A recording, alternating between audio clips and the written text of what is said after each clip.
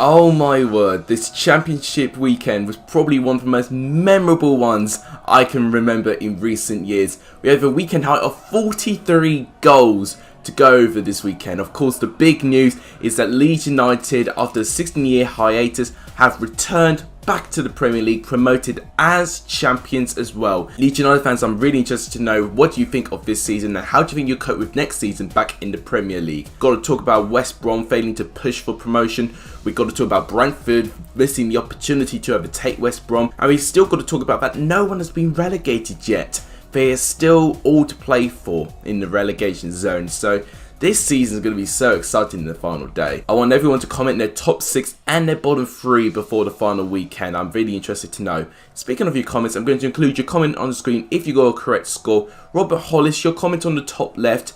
You left your comment a couple of weeks ago with Matchday 43. For some reason, it didn't show up. I actually filtered a few comments yesterday and I just found your comment and you got one correct score. So sorry I didn't see your comment anytime sooner. The one getting the shout out is Luke Armstrong with 3 correct scores. So well done, Luke Armstrong. You're the one getting the shout out. Your channel's on the eye icon up there. Everyone subscribe to him. This is what the Lexus Hall of Fame now. Despite Joshua Fruit not getting a correct score, he's still 6 predictions ahead. But we still got up to 20 predictions left. So it's still all to play for. I managed to get 1 score right. That was the Hull and Luton Town game, which ended 1-0 Luton. So a pretty decent weekend for me. If you're going to enjoy this video, please make sure you do give this video a like. It's tremendously appreciated. If you haven't done, please subscribe to the channel. It really helps. You may have noticed I've had a trim as well. We aim to have a big push to 200 subscribers as soon as we can. If you can help towards that, that would really make my day. Without any further ado, let's discuss the drama of this weekend. We start with a game which started the celebration for Leeds fans as West Brom failed to beat a recently toothless Huddersfield side. Biggest news coming out of Huddersfield is that Danny Cowley has been sacked. If you follow me on Twitter, you would have known. I was extremely shocked with the decision to sack Danny Cowley. If you're interested in following my Twitter handle, it is at Alexis0109. O'Shea conceded a very unnecessary free kick, but Kuna hooked the delivery just to manage to get their leg on it. Chris Willock managed to shoot in the rebound. That made it 1-0 to Huddersfield. Although West Brom did have a pretty good response and were the better side in that first half. O'Shea managed to equalise, although by pretty controversial circumstances. Pereira managed to win a free kick and Lossell parried the ball away, but O'Shea managed to win it and he got it in net. It was controversial because it looked like that O'Shea was offside with that goal. So Huddersfield, with all their credit, they were completely slapped in the face with that decision. But out of nowhere, West Brom handed promotion to Leeds as Lewis O'Brien charged through the midfield for Huddersfield, gave the ball to Emma Smith-Rowe, completely unpressured from defence, stopped it calmly past Sam Johnston. That made it 2-1 to Huddersfield, and that was how Leeds were promoted. Following results, it's still in West Brom's hand who to beat Queen's Park Rangers and the Hawthorns to go up to the Premier League. Huddersfield now managing this, now on 51 points, 3 points away from the drop zone. I think they're safe. I think it would be very unfortunate for them to get relegated. A lot of results will need to go against their way. Then to a huge result in the relegation picture, Charlton clutch out a point to keep them from the bottom 3. It was Wigan, as per usual, who started the game well. Charlton gave the ball away, which allowed Laysmith to supply the ball to Kiefer Moore, which Phillips got a touch to his header. It came off the post, but Jamal Lowe managed to bundle the ball in with his head. That made it 1-0 to Wigan. But I've been praising Wigan recently with their defence, but Charlton have really exploited that and they were determined they needed something from it. And you've got to give Charlton a little bit of credit. They really wanted something from this game. They equalised pretty quickly. Matthews with a terrific cross found Alfie Doherty in such a tight angle and managed to get a very clean volley past Marshall. That made it 1-1. Probably a goal of a weekend contender. Charlton didn't look like a team that only scored 2 goals in 5 games. They were really rampant and trying to get the scoring up. Having said that, Wigan actually retook the lead. Anthony Robertson doing very well on the left-hand side. No one really managed to get rid of him. And with the assistance of Jamal Lowe, he charged through the box and squared the ball to Kieran Dow and managed to get the ball in. That made it 2-1 before half-time, which I think was crucial. But with a good contest, there's a fantastic end. And we found one in the 93rd minute, the last kick of the game.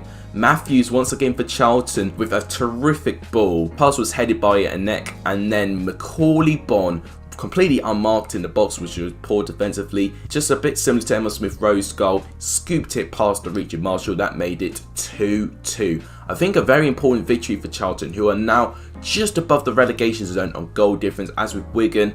They're in a bit of a precarious position now on 46 points if their 12th touching takes place. I know they've appealed for it, but I'm still assuming that they're probably going to get their deduction. So as it stands, they're 2 points from safety, and I've got to play Fulham. It's going to be really, really tight. As with Charlton, they've got to play Leeds, which I think gaining that 1 point may have just saved this club. Gotta hope that Luton don't get the result and Wigan do get their 12-point deduction for Charlton to stay up. Then to a huge curveball with both sides of the table. Brentford have lost their 9-game winning streak to Stoke, and I have to admit, I think I undermined Stoke a little bit in the build-up of this game. But under Michael O'Neill, their home form's been very good. Since he's come in, I think they've been 4th place at home in terms of home form, and in terms of the table overall, I think Stoke are 10th. The future looks really, really bright under Michael O'Neill, and I'm expecting Stoke to be a lot better than what they were this season and next season. They led through Lee Gregory, gaining his first goal since December. Klukas had a pop from just outside the box. Raya managed to save it, but I think it was poor. He probably should have carried it. He parried it straight at Lee Gregory, who simply had to tap it in. It was a very tight offside once again, but I think he was just on. That made it 1-0 to Stoke, with practically their first opportunity of the half. Brentford had scored the most goals from corners. They didn't even have a corner against Stoke until the 75th minute. I think Stoke prevented Brentford to do that. So if they were set up in that way, you've got to give Michael O'Neill and Stoke side a lot of credit. In that final 15 minutes, that's when Brentford really turned the screw, but Stoke were really defensively organised, a lot like Huddersfield were against West Brom. Brentford, you can understand their frustration. They probably should have had a penalty in the first half, and the one who probably appealed for the penalty, Pinnock, did have a great chance in the final minutes of the game, but Davies made a fantastic save, and Stoke managed to hold on for that 1-0 victory. Brentford now have to hope that West Brom drop points, and the fact it's not in their hands now, I think there's an element of less pressure for Brentford. When Brentford were given the pressure to try and overtake West Brom when they had to play against Stoke, they just completely cracked under pressure, but now promotion is out of their hands almost. I think they're going to have less pressure, and I think they'll really set up to beat Barnsley. They've got to if they want to have any chance. Stoke now on 53 points, 6 points off the relegation zone. They're safe. So now we've got to approach the final game with a bit of pride and a bit of positivity that they survived. Then we get to the first of the goal fest. Blackburn got 3 points by beating Reading by 4 goals to 3. Not quite as good as 7-4 back in the day, but it's a fantastic game between these two sides. A meaningless game for both sides who have got nothing to play for. Guess this triggers goals, and wow, we were given many. We were given 3 in the opening 15 minutes.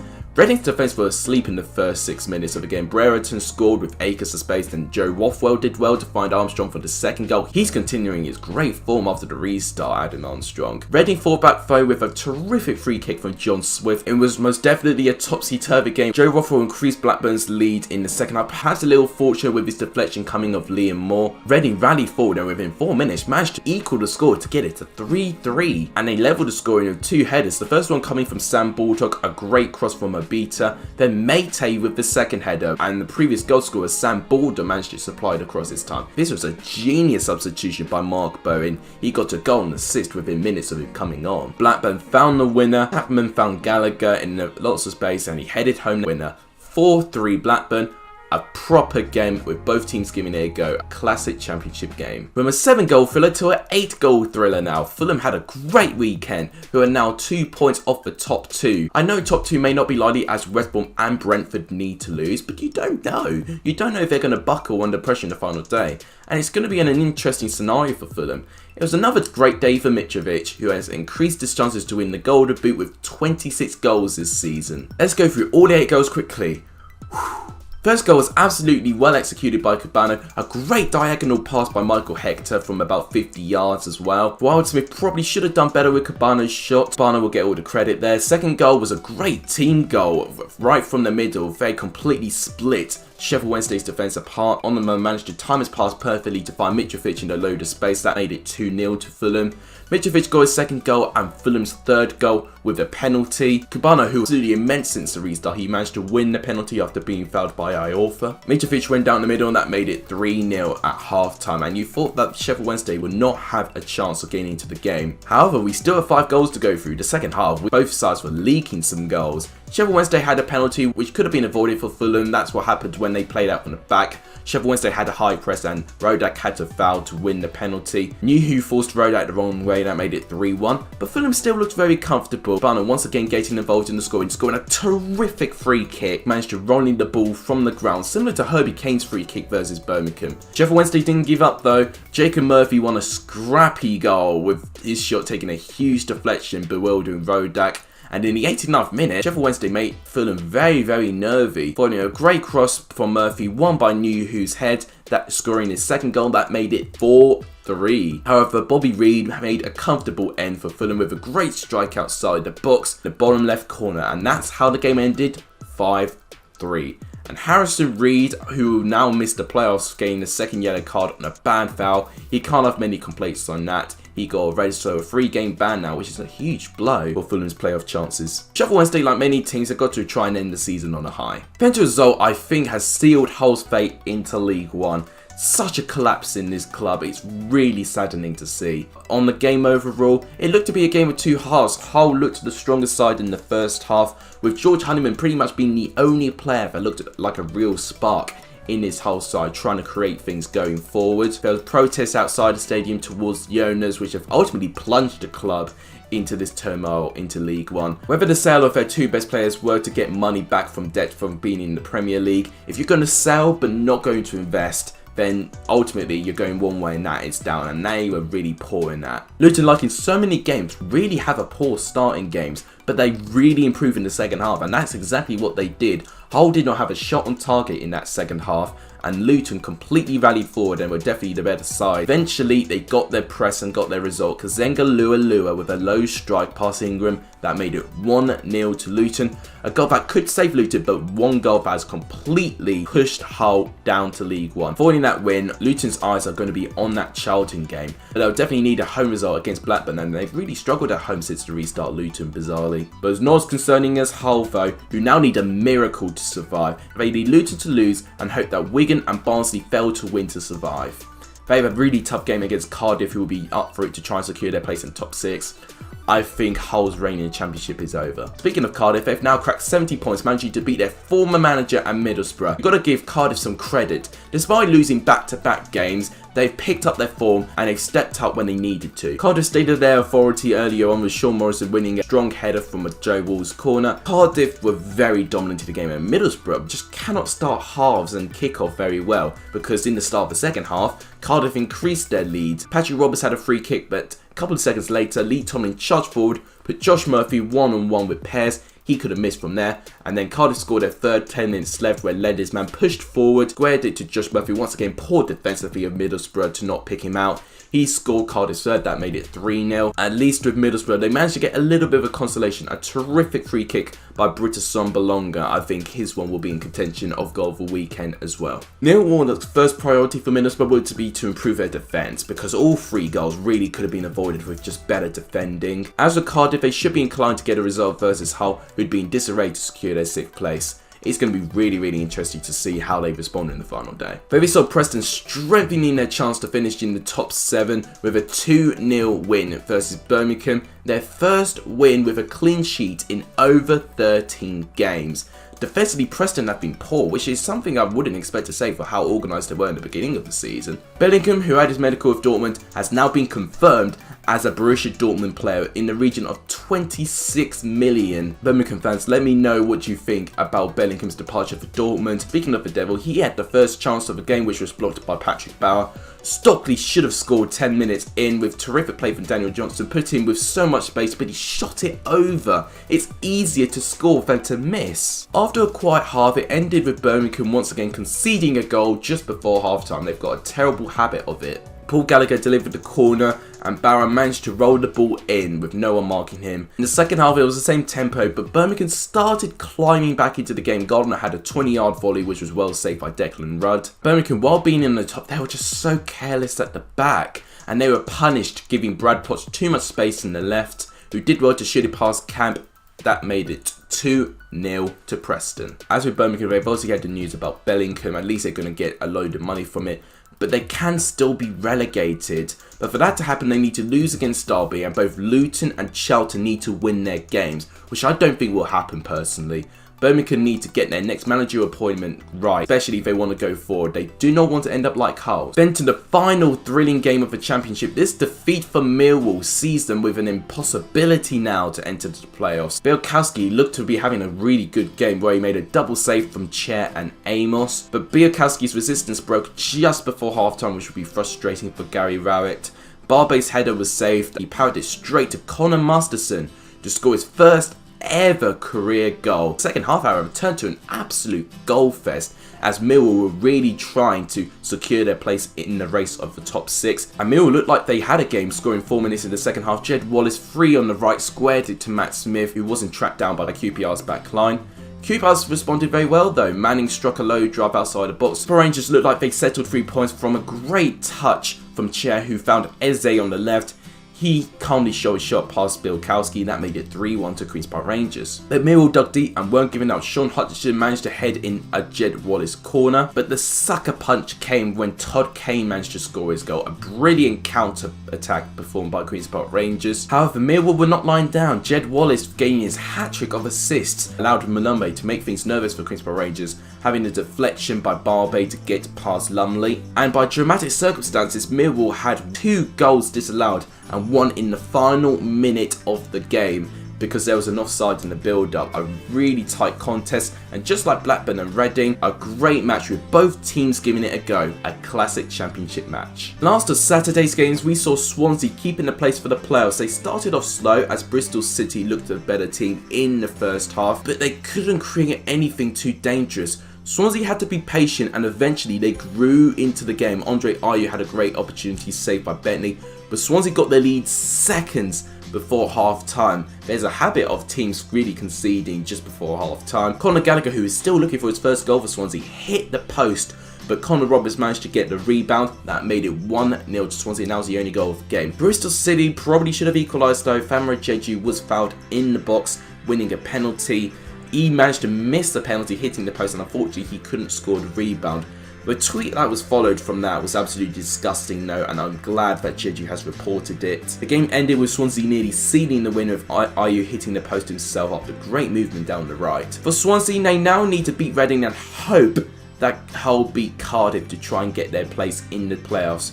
Unfortunately, I don't really see that happening, if I'm going to be honest. It could be possible because we don't know what happens, but I don't see it. Bristol City, likewise with Birmingham, need to find the right managerial appointment if they want to have a go next season. Now we get to Leeds, who showed what true champions are, right Liverpool, and had a scintillating performance despite most of the squad probably being hungover, as Brentford confirmed Leeds to be champions, failing to beat Stoke. It was interesting seeing Derby giving Leeds a guard of honour following for what's happened between the two clubs. Obviously Spygate was a huge talking point last year.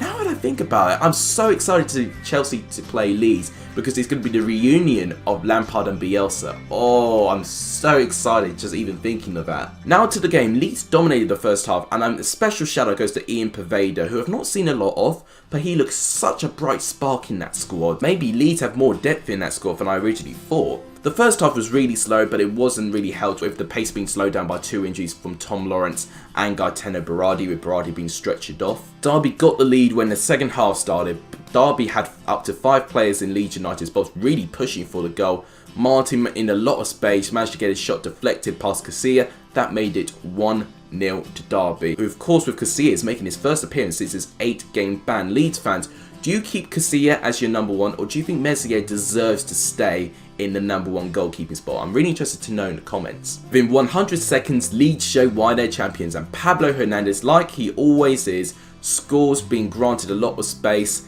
He shot his shot well past Ruse. That made it 1-1. Leeds completed the comeback in the 75th minute following a great through ball by Tyler Roberts, finding Leeds graduate Jamie Shackleton with his first professional goal. 3 points was gift wrapped for Leeds following that Matt Clark turned on an Alioski cross into his own net. This was just the perfect weekend for Leeds. They were promoted to the Premier League and promoted as champions without them having to kick a ball. Leeds have deserved it, and they have now cracked the 90-point mark, and for me, if you crack 90 points in the championship season, you do deserve to go up. Another championship season for Derby, but following Wayne Rooney's arrival, they have looked more competitive in this season, and given next year with one of the youngest squads in the league, Derby could be a team to watch. And then a huge win for Barnsley, who were minutes away from being relegated to League One. They had another great performance against a top 6 side. Barnsley had the chances. Ritzmaier, Moat and Luke Thomas had some great chances in the first half. Brown was set through and goal by Chaplin, but he lacked control of the ball and Smith managed to deal with it very, very well. Nottingham Forest hardly looked threatening in that first half. Da Costa had a pretty tame shot which Walton managed to deal with well. But if any side deserved to win, it was Barnsley. With all the chances they had, they hit the woodwork twice and had an effort cleared off a line by Joe Wall. It looked like it just wasn't going to be Barnsley's day and they were going to be relegated back to League One. But Gerard Struber's last roll for dice was to put on Patrick Schmidt for Ritzmaier. What a decision that was! In the 3rd minute of stoppage time, Schmidt eventually broke a resilient Forest side following a scramble in the box, which sparked wild celebrations from the manager as well and the substitutes. Barnsley are now no longer in the foot of the table following this win, but they are 2 points away from Charlton, so they're definitely against the odds to try and survive. Having a much worse goal difference than Charlton, they're almost effectively 3 points from Charlton. A lot of things need to go Barnsley's way to survive. They need Luton and Wigan not to win, and if Wigan get their 12-point deduction overturned, Barnsley will be hoping that Charlton lose versus Leeds. It's very complicated, but what it means is that it's against Barnsley's odds to survive, but I think Barnsley will play off well being the underdogs. I think they absolutely relish it. And with Nottingham Forest, you hope that they're saving performances for the players not winning in 5 games, but the players are always going to be very, very exciting as always. And that wraps up my review on the penultimate round on Championship games. Here's how the table looks with the final set of games coming up. Leeds with 90 points now, West Brom 82, Brentford 81 and Fulham 80. It couldn't be any closer for the final promotion place. Cardiff practically secured a top 6 place unless they have disastrous performance against Hull. There's a 3-point gap from the top half of the table between Derby and Wigan, but technically from 18th place downwards, there are still teams that can still mathematically go down. However, I only see the bottom 4, maybe bottom 5 teams in danger going into the final day. I mean, a lot's going to unravel in that final day of the season. I'm really excited to what's going to happen on Wednesday. Before I predict the Premier League games, my player of the weekend is so tough. There's so many nominees for it. I think I'll edge Alexander Mitrovic as he pulled away from Ollie Watkins to be the top goal scorer of the championship, but Kabanu and Jed Wallace's hat-trick of assists also get special shout-outs as well. The result of the weekend is really tough because we had so many high-scoring games. But I don't think I'm even going to give it to one of the high-scoring games. I might give it to Huddersfield 2, West Brom 1, because for me, that was when it all started this weekend. And then that sparked off many dramatic results elsewhere. The fact that Huddersfield, who looked really poor, hadn't scored in 6 hours, managed to pull that off against one of the best teams in the league.